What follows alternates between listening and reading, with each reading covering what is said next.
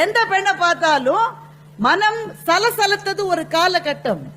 எந்த பெண்ணை பார்த்தாலும் ஐயோ என் மக மாதிரி இருக்கா என்று நினைப்பது ஒரு காலகட்டம். இந்த காலகட்டத்துக்கு இடைப்பட்ட பருவத்திலே உங்களுடைய மகன்களை நீங்கள் எப்படி வளர்க்க போகிறீர்கள்? என்னுடைய தோழி ஒருத்தி ஒரு படத்தில் ரொம்ப ஆபாசமாக ஒரு ஆண் பெண்ணை உரசுகிற காட்சி வருகிற ஒரு படத்துக்கு தன்னுடைய டீனேஜ் மகன்கள் 2 பேரும் கூட்டிட்டு போனான். ரொம்ப ஆபாசமான ஒரு காட்சி. அந்த திரைப்படம் பேர்லாம் வேண்டாம். ஒரு பெண்ணை ஆண்கள் ஒரு கும்பலா பஸ்ல உரசுற மாதிரி ஒரு காட்சி. நான் சொன்னேன், ஏய் இந்த படத்துக்கு முதல்ல நீ போவே கூடாது, போனாலும் தனியா போனோம், இல்ல உங்க வீட்டுக்காரரோட போற கூட பரவாயில்ல, உன் பசங்க ஒன்னுக்கு 18 வயசு ஒன்னுக்கு 16 வயசு அதோட போறேன்றிய, என்னப்பா நீ செஞ்சிருக்க? அதுங்களோட தான் போனோம்.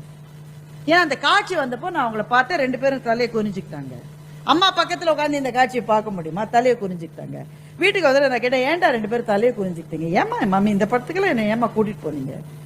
சொன்னேன், அந்த பொண்ணு என் ஃப்ரெண்டு சொல்லியிருக்கா, அந்த காட்சியை பார்த்தல, நீ தலையை குனியாத, நல்லா பாரு பாரு அந்த காட்சிய, அந்த இடத்துல இருப்பது உங்க அம்மா வந்து நீ என்ன செஞ்சிருப்பன்னு யோசிச்சு பாரு என்று அவள் சொல்லி இருக்கிறார். நம்முடைய மகன்களையும் மகள்களையும் வளர்க்க வேண்டிய முறை இதுதான்.